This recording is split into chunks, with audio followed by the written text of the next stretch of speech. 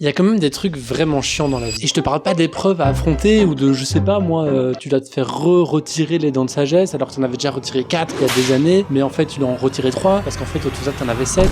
Enfin, oui.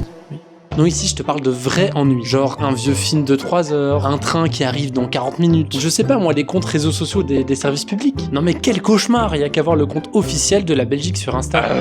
Heureusement, dans toute cette jungle de SPF et de points Brussels, il y a de la lumière. Et cette lumière, c'est les transports publics. Et pas qu'en Belgique d'ailleurs. Historiquement, j'ai un peu l'impression que les comptes réseaux sociaux des transports publics ont toujours été un peu drôles et décalés. Bref, tout ça pour vous dire que je voulais en connaître un peu plus les coulisses et du coup, je me suis rendu au bureau de la STIB ici à Bruxelles pour interviewer leur équipe social media et plus précisément Antoine Servet, un de leurs social media editors. Bon allez, je vous laisse avec l'entretien. Salut Antoine. Salut. Est-ce que tu pourrais commencer par te présenter? Ah, c'est une grande question ça. Je m'appelle Antoine Servet, je suis social media editor et je travaille à la STIB. Vous êtes une équipe de combien de personnes à la STIB et est-ce que tu peux un peu présenter les différentes missions que vous faites en fait, tout simplement? Stop, je te dérange, mais comme tu peux voir, la qualité de la vidéo est pas dingue. Et je m'en excuse, j'ai dû faire des choix et j'ai préféré privilégier la qualité des vidéos courtes. Donc désolé pour ça, bon visionnage ou bonne écoute. Alors au niveau social media à la STIB on est 5. On a Guy qui est notre N+1, puis ensuite après il y a l'équipe qui est composée de moi, il y a Mélodie, côté francophone, et alors côté néerlandophone il y a Yenti qui est là, et alors il y a Justine qui est là pour nous épauler sur la STIB mais qui travaille principalement sur Floya. Donc l'application de mobilité bruxelloise, quoi. Nos missions, elles sont diverses. Principalement, c'est de communiquer sur les réseaux sociaux. On travaille en partenariat avec différents services qui sont assez variés. On a le marketing avec qui on travaille et on s'occupe de relayer les campagnes marketing de la STIB. On a le Customer Care qui nous fait remonter des informations qui proviennent de nos voyageurs. Donc le Customer Care s'occupe de répondre aux commentaires sur tout ce qu'on partage. À 80-85% du temps, on informe. Et le reste, c'est peut-être un peu plus de fun, un peu plus de suivi de tendance, ce genre de choses, mais toujours en lien avec ce que nous, on propose comme service. Ok, trop cool. Du coup, dans cette interview, je voulais un peu vous parler de tout ça, vos missions, différentes choses qui touchent un peu les comptes social media en Belgique, votre spécificité de parler vraiment à plein de Bruxellois. Je vais d'abord revenir un peu sur les chiffres, vite fait. Vous avez pas mal d'abonnés quand même sur Insta, TikTok, même si les abonnés, on sait que ça ne veut plus dire grand-chose maintenant. Ouais. Sur Facebook, sur LinkedIn, quand même des chiffres intéressants, même niveau vues, vous faites quand même des gros bangers, si je peux dire. Oui, ça dépend. Ça sert vraiment des trucs qui touchent quand même pas mal de monde, et même je crois que vous allez quand même pas mal toucher en dehors de Bruxelles. Oui. C'est quand même assez impressionnant, je trouve. J'ai l'impression que vous faites vraiment assez bien votre boulot. Je vais vite revenir sur un truc que tu as dit juste avant. Par rapport à vos missions, toute la modération, c'est l'équipe Customer Care qui s'en occupe. C'est ça. Vous répondez à aucun commentaire? Si, bien sûr, ça nous arrive de répondre, bien entendu, sur certains sujets qui fonctionnent. Par exemple, quand on a partagé la plaque récemment pour le petit garçon qui s'appelle Jules, là on a eu des commentaires, etc. Et là, effectivement, on y répond. Là, c'était quand même quelque chose d'assez positif. Parfois, si le Customer Care a besoin d'aide, on y répond aussi. Et à ce côté un peu, c'est répondre aux commentaires, faire des vannes, etc. Ouais. C'est un truc que tu retrouves dans ton métier ou un peu moins du coup, et c'est beaucoup plus consacré à la création de contenu? Mais en fait, ça dépend comment tu vois la chose en fait. Tu peux créer du contenu extrêmement drôle et te dire mais non, les commentaires, c'est pas un truc moi ça me parle beaucoup. Je pense sincèrement qu'ils répondent par de l'humour quand c'est opportun, bien entendu, et quand il y a une ouverture qui est là, il faut la prendre. Alors après, on a chacun des niveaux d'humour très très différents. Moi, je considère que c'est pas parce que tu travailles pour une entreprise de la fonction publique que tu dois nécessairement avoir une image lissée et sérieuse et froide, etc.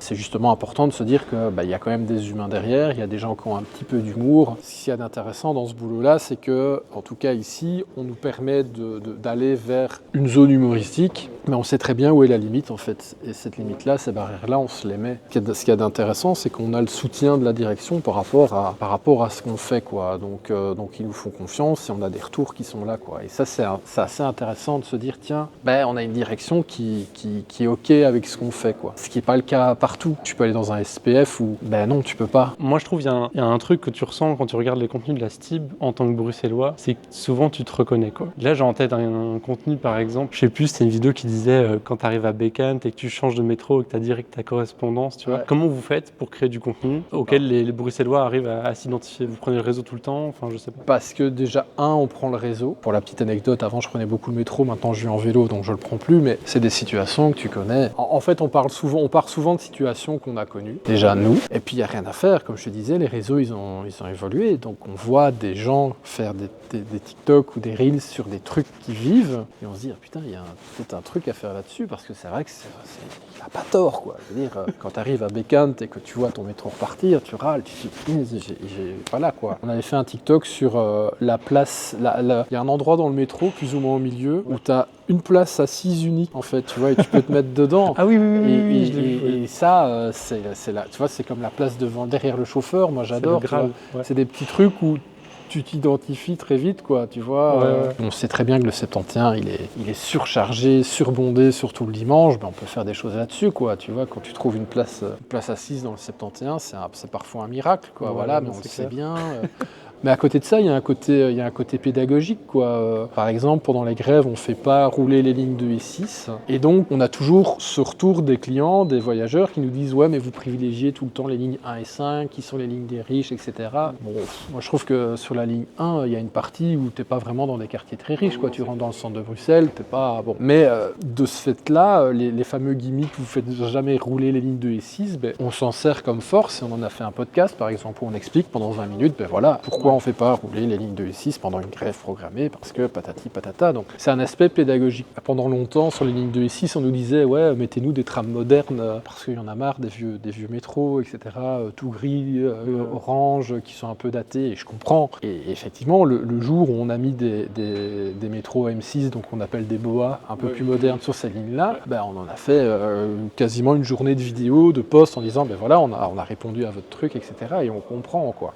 T'as parlé de plein de trucs. T'as parlé tout le contenu que les gens créaient. Pour plein de business et tout, c'est une grosse opportunité d'avoir des gens qui créent du contenu autour de ta marque. Ici, on est une entreprise publique. Tu m'as dit que vous utilisez un peu ce contenu-là pour trouver des idées déjà. Est-ce qu'il y a d'autres manières dont vous utilisez le contenu créé par le public, l'UGC? Alors, il y a plusieurs choses. En fait, on essaye toujours de s'intégrer dans... Enfin, en tout cas, moi, je le fais. Sur TikTok, par exemple, quand je vois une influenceuse parler d'un magasin de friperie tendance qui vient d'ouvrir dans le centre de Bruxelles, ça m'arrive très souvent de commenter et de dire si vous voulez y aller, vous pouvez prendre la STIB. Alors, parfois, ça c'est pas spécialement apprécié parce que la gonzesse nous aime pas ou l'influenceur a eu des problèmes parce qu'il y a des gens qui nous apprécient pas. Voilà, c'est comme ça. Souvent, c'est super apprécié parce que oui, on est là. Et à nouveau, on casse un peu cette image d'institution, quoi, et on montre un peu que, chouette contenu, mais si vous voulez, vous pouvez même y aller avec la STIB, c'est plus pratique, quoi, parce que c'est dans le centre de Bruxelles. Donc ça vous arrive de commenter des contenus tout le temps, pas de vous, quoi. Tout le temps. Moi, je trouve ça important de commenter, d'aller se mettre... Après, il faut que ça soit pertinent aussi, tu vois. T'es sur TikTok, c'est vachement plus localisé que sur Reels, par exemple. Récemment, je voyais une vidéo de deux filles qui mangeaient dans un restaurant, je crois que c'est à Flagey. Il n'y a pas un thème bien précis, mais il y a un plan d'une où on voit un bus passer, le plan de l'autre où elle est dans le restaurant, et ensuite après, le plan de l'autre, il y a un tram qui passe, quoi. Et je crois que j'avais écrit ravi de participer au repas. Et en fait, tu génères des likes, quoi. Tu génères des commentaires, quoi. Et t'es là, quoi. Et en fait, à un moment donné, tu dis, ah ouais, putain, il y en a 1000, quoi. Alors, c'est une vidéo qui a 50 000 vues, quoi. Mais tu dis, punaise, 1000 likes sur seul ce truc-là. Tu dis, ouais, ok, quoi, il y a quelque chose, quoi. Ouais, c'est super important. Et donc, ça, c'est important. Tu vois, mais ça marche vraiment sur TikTok. Ça marche peut-être un peu moins ailleurs. Même parfois pour des mauvais comportements. Alors parfois, il y a des trucs où tu te dis, ouais, c'est pas top, quoi. Genre, des TikTok sur la fraude ou quoi Ouais, mais tu vois, sur la fraude, on peut pas... tu peux pas poursuivre les gens, c'est débile. Oui. Tu peux pas les gronder, c'est complètement con aussi, mais tu peux juste dire que tu as vu, tu vois. On vous voit là-dessus. Et tout dépend. Non, mais voilà, on vous voit, exactement. Mais c'est ça, en fait. C'est ça. On vous voit. Genre le petit calepin avec le truc là, genre on a noté ton nom. Tu vois, voilà, c'est des petits trucs comme ça qui jouent un peu le jeu, si tu veux. Ouais. Bien qu'on a des campagnes anti-fraude, on sait bien que non, ne fraudez pas quoi, parce qu'en fait en soi, frauder, ça vous coûte cher aussi. Voilà quoi. Il y a plein de gens qui se plaignent de leur amende et qui écrivent amende A-M-A-N-D. Oui. C'est bon les amendes. Pourtant, enfin voilà, c'est des trucs comme ça où tu coupes un peu l'air sous le pied et tu détends un peu l'atmosphère, quoi. Alors il y en a qui rentrent dedans et ça va très bien, et d'autres qui surenchérissent, quoi. Ouais. Voilà. Donc parfois il y a certaines sensibilités à avoir par rapport à ce qu'on dit. Mais ça c'est super important, quoi, de se retrouver là-dedans. Tu parlais aussi des commentaires. Tu m'as dit que vous prenez quand même pas mal de trucs dans la gueule. Je sais que c'est un sujet un peu sérieux. Est-ce que tu as des conseils peut-être pour gérer un peu ça? Est-ce qu'il y a eu des moments où ça t'a mis mal, ou ça a mis mal un des membres de l'équipe de recevoir autant de haine sur un truc? Peut-être qu'il y a un moment dont tu te rappelles en particulier ou pas? Les moments de haine, c'est lors de la Pride, quoi, le bus Pride, hein, qu'on partage chaque année. C'est ça le pire, quoi. Ouais, l'an passé, c'était un carnage. Hein. C'était un carnage, vraiment, quoi. Ok. Vraiment. C'est assez impressionnant de se dire, c'est juste un bus, les mecs, quoi. Calmos. Ouais. Ça va pas changer votre vie, ça va pas nécessairement vous mettre en retard, ça va rien changer à votre situation au moment même où vous prenez le bus, quoi. C'est juste un bus qui a des couleurs LGBT, quoi. Voilà, c'est tout. C'est juste ça, quoi. C'est comme un passage pour piétons avec des couleurs arc-en-ciel, quoi. Vous le prenez pas, qu'est-ce que ça change, quoi. Ouais. Ça, c'était assez dur, quoi. On avait fait une vidéo juste de présentation du bus, et c'était beaucoup de commentaires, quoi. Genre, ouais, je montrerai jamais dedans, et machin, et pourquoi, et ceci, et cela, enfin... Et ça, ça fait 2-3 ans que c'est comme ça, quoi. Oui, c'est encore moi. La vidéo, elle a décidé de couper là. En fait, c'est la caméra qui se coupe au bout de 30 minutes. J'ai fondu. Mais du coup, la vidéo revient un peu plus tard. Voilà, désolé. Ce qu'on avait eu aussi, c'était un gars qui nous disait, qui nous insultait, et qui nous disait, je mettrai plus mes pieds dans vos bus, enfin bon, bref. Ouais. Et puis, quelques mois après, il rate ses examens, et il nous tag sur Twitter, et il nous dit, ah, vous engagez pas à la STIP, quoi. Et donc, nous, ce qu'on a fait, c'est qu'on a été rechercher ton post sur la Pride, qu'on a mis en avant, en disant un genre de TCU, point d'interrogation, tu vois. Et le gars, l'heure d'après, il avait fermé son compte Twitter, quoi. Ah ouais, ok. Terminé, quoi. Dans un monde idéal, j'espère que ce sujet-là va susciter moins d'intérêt que l'an passé, en tout cas négatif. On arrive vers la fin de l'interview. Je voulais juste te poser encore une dernière question, et après 4-5 questions un peu en vrac, un peu rapides, que je vais poser un peu à d'autres CM. Mais la dernière question, c'était justement sur des vidéos récentes avec le petit Jules. Il y a quelques semaines, on a reçu cette lettre venant d'un petit garçon qui s'appelle Jules. Alors il nous a fait un petit dessin, et sur ce dessin, il nous demandait de transformer le tram 18 en tram 94. Et comment ça se passe un peu les backstage de ça? Je me rappelle plus exactement si ça partait d'un commentaire ou... Non, il nous a envoyé une lettre. Ah oui, ok, ouais. Avec un petit dessin, et il nous a dit, ouais, changez le 18 en 94. Oui. J'aimerais bien, c'est juste ça, un petit dessin. Et du coup, ça c'est le service postal de la STIP qui reçoit, et il vous contacte? C'est très bonne remarque. En fait, le service postal donne la lettre au customer care. Le customer care vient nous voir en disant on a reçu ça comme lettre, vous en faites ce que vous voulez, mais c'est mignon. Et alors on a une réunion planning de l'équipe chaque semaine sur ce qu'on va partager, toujours une semaine à l'avance, quoi, tu vois, mais parfois on va un peu plus loin sur 2-3 semaines, et on se dit tiens, j'ai reçu ça, qu'est-ce qu'on pourrait en faire? Et il y a un petit brainstorming qui se fait, tiens, on pourrait aller le voir, on pourrait lui faire une photo, on pourrait lui offrir quelque chose, puis on s'est dit bah tiens, une plaque personnalisée, ça peut être pas mal. On le fait pas souvent, c'est un garçon de 6 ans, et voilà, quoi. Puis ensuite après, il y a mise en contact avec les parents, échange d'emails, organisation du truc, on va faire une surprise. Enfin, tout ça prend du temps, hein. Donc on l'a attendu à son arrêt, on lui a apporté la plaque, il était très content. Visiblement, il a amené la plaque le lendemain à l'école pour la montrer avec ses copains. Enfin, bah ouais, tu vois, c'est des petits trucs sympas, quoi, tu vois. Ouais, de ouf. Je voulais juste quand même te demander une dernière question quand même, avant ces petites questions en vrac. C'est quoi le contenu dont toi t'es le plus fier en 8 ans? C'est une super bonne question, je l'ai pas préparé. Parce que je fais plein de contenu en fait. On a un blog aussi, hein, où on fait beaucoup d'articles, on écrit beaucoup. Ah, ça c'est vous aussi du coup? Ouais, le STIP Stories, c'est vraiment un complément d'information du site officiel de la STIP, dans lequel on met un petit peu les backstage de la STIP, donc ça, il y a ça qui existe. On a des podcasts aussi, on a fait des podcasts pour... Moi, il y a un projet que j'ai bien aimé, il y a quelques années, il y a eu les 150 ans du tram, et il y avait eu une compétition du championnat d'Europe de tram avec le bowling ici juste derrière, et il y avait une parade de vieux trams, etc. Et pour l'occasion, c'est vrai que moi j'avais fait des podcasts sur les 150 ans de la STIP, donc un truc historique sur le long terme.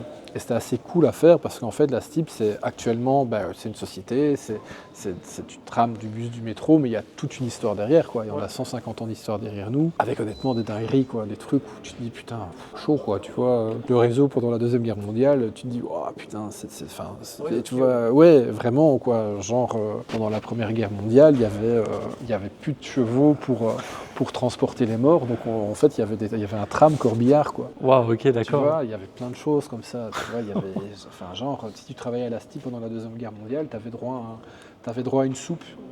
Ah ouais, ok. Tu vois, mais c'était à l'époque avoir une soupe en plus de ta journée, mais c'était le Graal, quoi, tu vois, parce que les gens bouffaient du chat, quoi, clairement. Et ça, c'est vraiment un projet qui m'a vraiment bien plu. Et quoi, du coup, tu avais fait les recherches, l'écriture, l'écriture, le tournage aussi.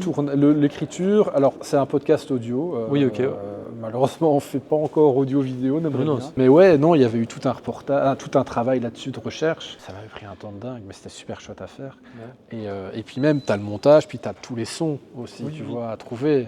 Donc j'ai dû trouver des sons de tram que j'ai été chercher dans une bibliothèque de la BBC. Enfin, tu vois, tout un travail, mais c'était assez cool à faire, quoi. Ça, franchement, à titre personnel, c'est pas le truc le plus visible, mais c'est un truc que moi j'ai bien aimé faire. Il y avait, ça c'est quand je suis arrivé, c'est un des premiers trucs que j'ai fait. Il y a 2 trucs quand je suis arrivé. On avait changé la photo de couverture de Facebook, et c'est un métro qui arrivait sur Schumann. Et en commentaire, et donc il y avait un angle, il y avait une focale un peu spécifique, etc. Et en commentaire, il y a un gars qui met plus flou la photo, point d'interrogation. Et moi je réponds OK, et j'ai repris la même photo et j'ai tout flouté. Et en fait, le truc, c'est que ça a eu je sais pas combien de réactions. Enfin, il y a eu un engagement là-dessus. Incroyable. Et genre, il y a le CM Hall of Fame qui a vu le truc et qui l'a mis dans son bouquin, dans son rapport. Yes. Donc c'est marrant, tu vois, mais je cherche pas moi ça, tu vois, ça me paraît naturel de le faire. Donc c'est des petits trucs comme ça où ouais, moi je crois que je suis peut-être fier aussi de certains commentaires parfois que je mets qui sont cons mais qui sont appréciés aussi. Et alors un truc qu'on avait fait, et ça c'était quand même, c'était assez surprenant, mais Game of Thrones, je sais pas si tu connais, oui. Pour la fin de la série, on avait refait le générique de Game of Thrones, mais bruité à la bouche, tu vois, avec notre plan du réseau, ce genre de choses. Et ça a marché du tonnerre, quoi. Mais c'est un truc qu'on a fait... en un quart d'heure, quoi. Et ça, c'était... En plus, c'était... je peux te la montrer. C'était ton... Ouais, je veux bien, en vrai. Mais c'était ton idée, genre... c'est même pas un truc que t'as vu... Non. Ça, on s'est dit, tiens, on ferait bien un hommage à Game of Thrones, mais en version STIP, quoi. Il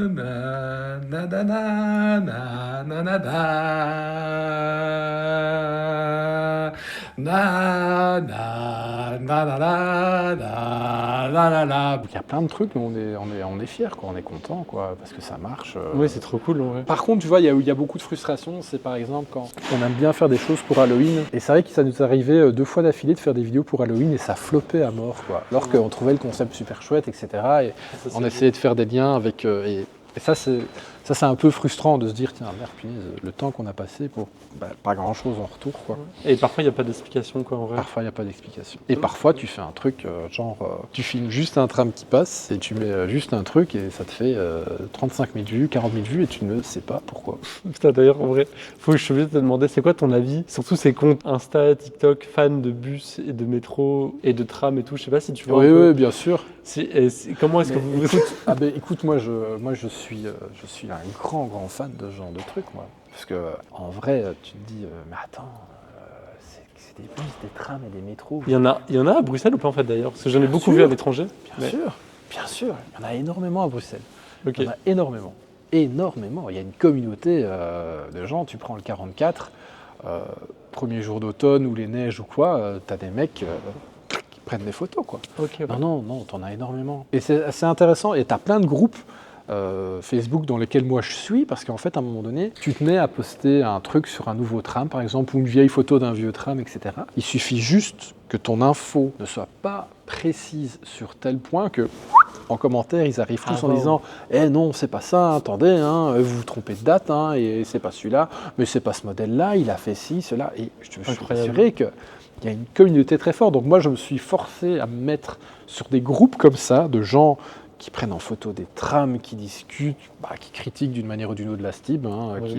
Et c'est marrant, c'est que tu tombes sur des gens qui travaillent également à la STIB, qui sont dedans aussi, quoi. Donc les amis du rail, en fait, on appelle ça. Okay. Donc, les gens qui sont fans de transport en commun. Ouais, il y en a plein, mais il y a des trucs absolument géniaux, quoi. Et généralement, quand ton contenu est bon, c'est un contenu de niche incroyable. Il y a une chaîne qui s'appelle Aiguillage. Il poste moins maintenant. Je ne sais pas trop s'il le fait encore ou pas. C'était un mec, en fait, il parcourait la France et ailleurs et il filmait en fait des réseaux de trains miniatures. Et c'est des vidéos de 25-30 minutes, quoi. Et il parle avec le gars qui explique, oui, alors là, on a eu la difficulté technique de faire ça, machin. Moi, je suis un fan de ça. Je trouve ça dingue. Je dis, putain, la passion de ouf. Il y a plein de comptes aussi de... Je souris là, enfin, je sais pas si... Là, je déborde blindé. C'est pas grave, faut déborder tant que je suis là. Est-ce qu'il y a des comptes aussi, j'en ai vu pas mal à l'étranger, de chauffeurs de bus un peu stars, etc. Oui, on en a.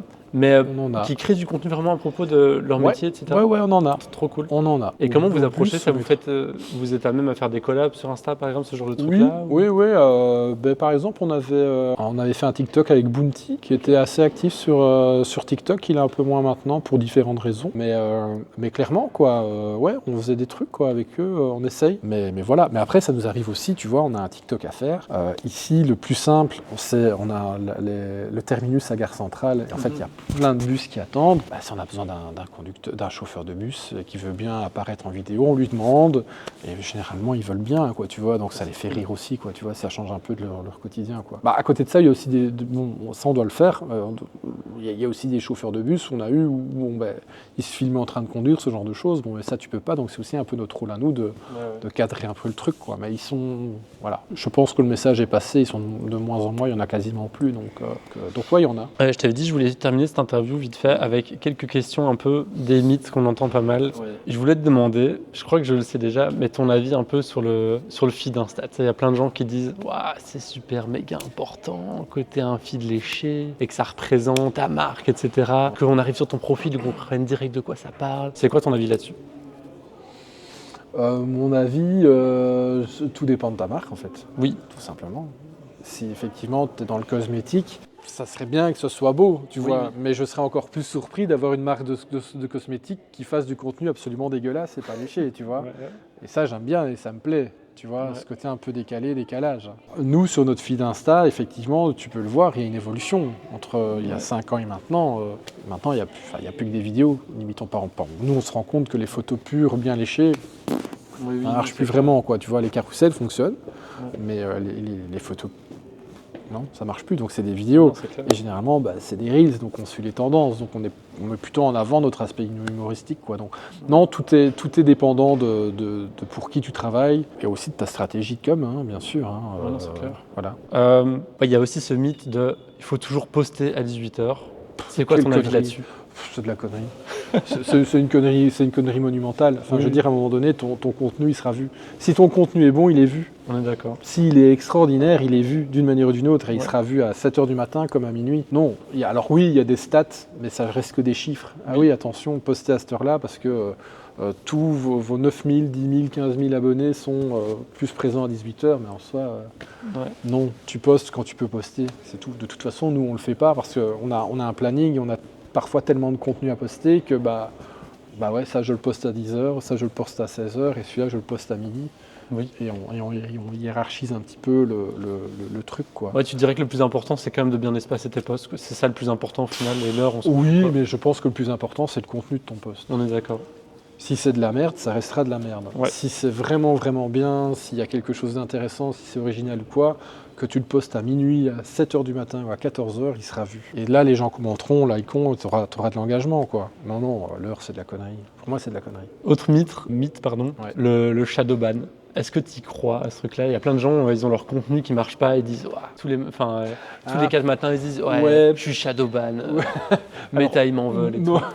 Non. Alors, en fait, on s'est parfois posé la question ici avec notre contenu TikTok. On a eu quelques vidéos où ça n'a pas marché, quoi. Tu as 5000 vues alors que la semaine précédente, tu en avais en moyenne t'étais à 20K sur certaines vidéos, quoi. Ouais. Alors que ce qu'on partage, le contenu est cool. Donc non, cet effet de shadow ban, moi je le ressens pas vraiment, mais je peux comprendre que tu le ressentes. Oui. Je pense que tu dois bien le sentir quand tu es créateur de contenu et que tu vis de ça en fait. Oui, non, c'est clair, clairement. ouais. Je veux dire, je crois que c'est Nota Bene, le youtubeur qui a partagé une vidéo en disant ouais, moi je me suis fait shadow ban pour une vidéo, j'ai perdu 2 millions de